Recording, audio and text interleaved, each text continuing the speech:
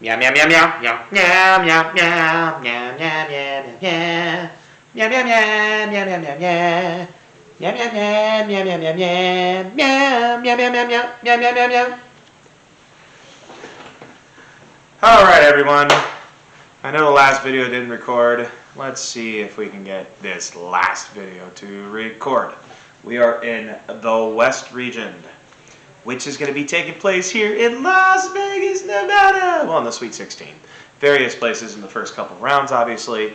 But when you get to the Sweet 16, Las Vegas, Nevada! And I gotta say that there are some heavyweights in this region. But let's get to it. So, first off, we got the defending national champions. You can hear the wife being like, boo, Kansas, boo. Playing Howard, I'm sorry to say, Kansas is going to win over Howard in the first game. Just saying. Okay. Now we got two teams that spent some time in the top 10 this year at times. Kind of, I'd call it almost a disappointment bowl, to be honest with you. Arkansas and Illinois have both a lot of talent and have kind of underachieved a bit at times this year. So I will say Kansas is going to have their hands full with whoever they play in the second round if they build up to their talent. I think this game is going to be kind of fun, back and forth. I'm going to take the Piggies, as I think Arkansas played a little bit better down the stretch. And because of that, I think the Piggies beat the Fighting Illini in the first round. All right, St. Mary's versus VCU. A lot of people are picking the upset. Is it really an upset? I think the line is a very small line. Unfortunately, St. Mary's, they're kind of a light 5 seed, I guess you could say. I mean, they're a good team, the Gills. They're very disciplined.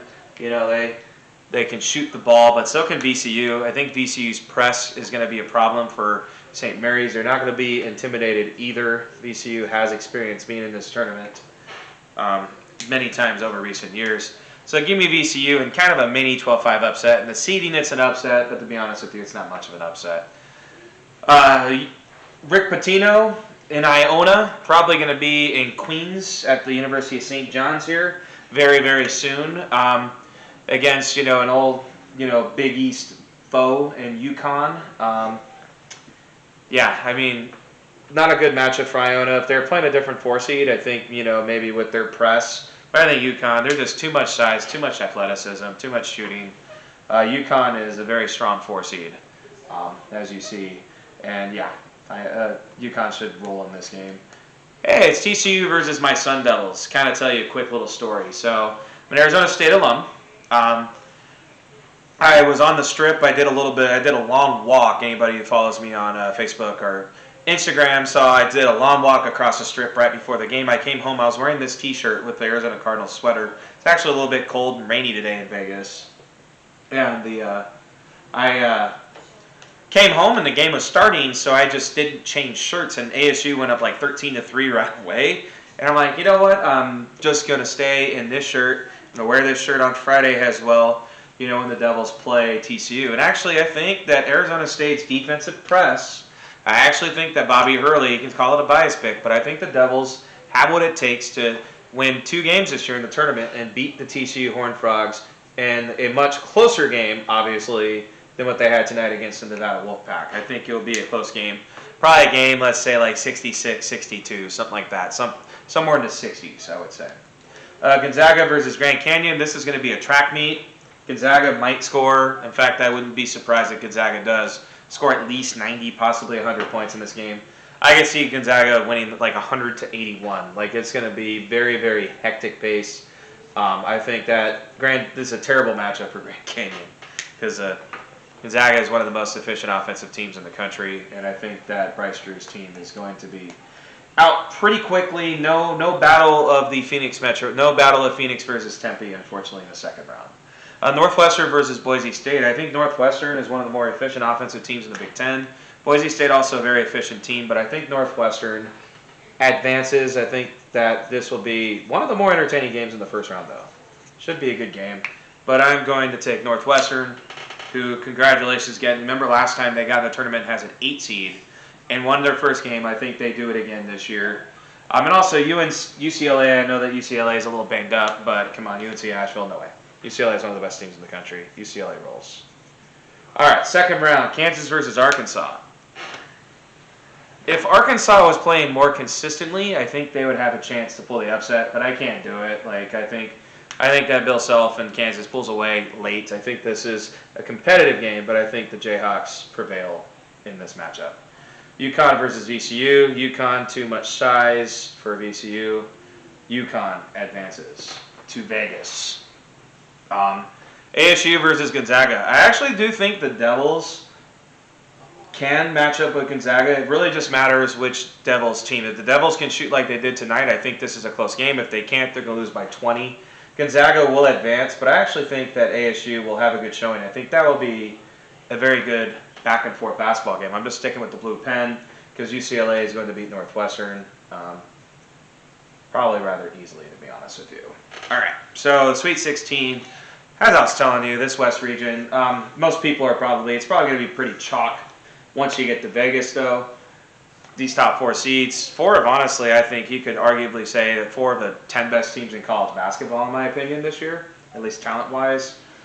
This is where Kansas' run comes to an end. Kansas is a little bit banged up.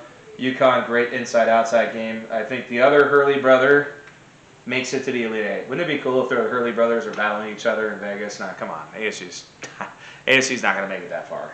The other matchup, oh, man. Gonzaga versus UCLA. Gonzaga's healthier. I think, remember 2006, Gus Johnson, Adam Morrison, Collison. Oh, man. That was Gonzaga blowing a 17-point lead in a 3 versus 2 matchup. I believe it was in Oakland, California. Gonzaga gets Mark Few's bunch, gets kind of revenge 17 years later. Gonzaga holds on in a very close game. In the Elite Eight, we got UConn versus Gonzaga. I'm going to ride with UConn. I think that UConn defensively and their length can be a little bit of a problem for Drew Timme and company. I got the Huskies, the Dogs, going to the Final Four over the Gonzaga Bulldogs. The Zags fall short, unfortunately, again.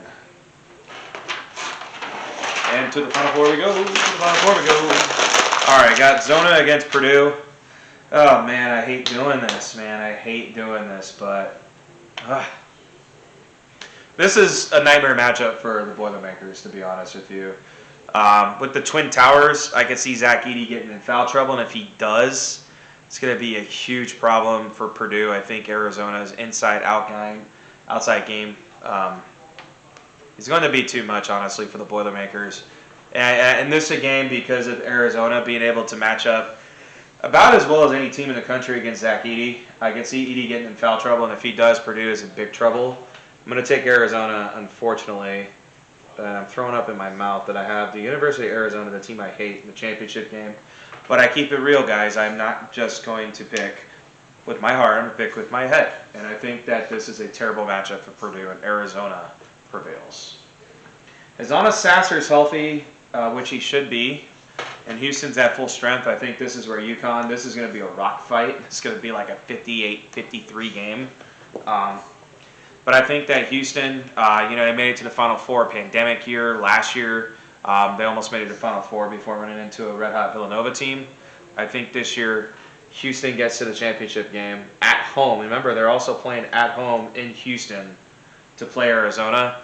And I got the Houston Cougars cutting down the nets. Yep, the team out of the American, which, believe it or not, the last team out of the American to win it in that conference was UConn. Back when they had, not Kemba Walker, Shabazz Napier. Yeah, that year as a 7 seed they won it. This year I'm going with a 2, 1, 1, and 4, and I got the 1 seed Houston Cougars winning it all. I love Purdue's chances if they're not playing Arizona. If somehow Alabama or San Diego State or Creighton gets hot somehow, because I think Creighton as a 6 seed is a very dangerous team. It makes it to the Final Four. I actually think Purdue would fare well.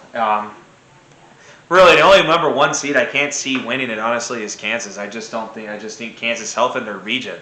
Like, Kansas is kind of, as they call it in soccer, Kansas is in the group of death. I mean, that West region is going to be just brutal. Even if they get past UConn, they're going to have to play the winner of Gonzaga, UCLA. I'd be shocked in that West region if it's not chalk in that region after the second round. I think 5 through 8, there could be, obviously, VCU and ASU I had winning in the first round. I think it's pretty weak. region outside of the top 4 teams. I think that Houston's region is a region that could get wonky. I think the bottom regions, the East and the West, are going to be pretty chalk.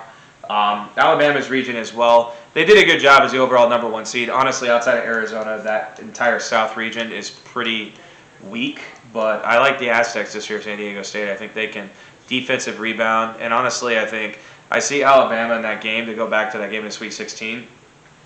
I could see a brick fest. I could see Alabama shooting like 4 for like 22 from 3 in that game, and not getting offensive rebounds, which they're good at, and really just becoming frustrated, and possibly playing into San Diego State's hands. That's kind of my sleeper team, honestly, is San Diego State. Kind of UConn too, but I don't think UConn's a sleeper. I think my sleeper in this tournament is San Diego State and also Penn State, and my Cinderella is Kent State, and my team to win it all is Houston. I think Arizona can obviously win it, but I think this is where Arizona, being maybe not the best defensive team in the country, could finally come back to bite them in the butt against Houston. And I'll say Houston wins at 71-67. Thank you for watching my videos. Please like and subscribe to my channel. We'll have more videos. I still have myself some NFL punishments, which I haven't done. Let's just say might be a little Teenage Mutant Ninja Turtle parody. Have to watch Year and a Half show, Turtle Power.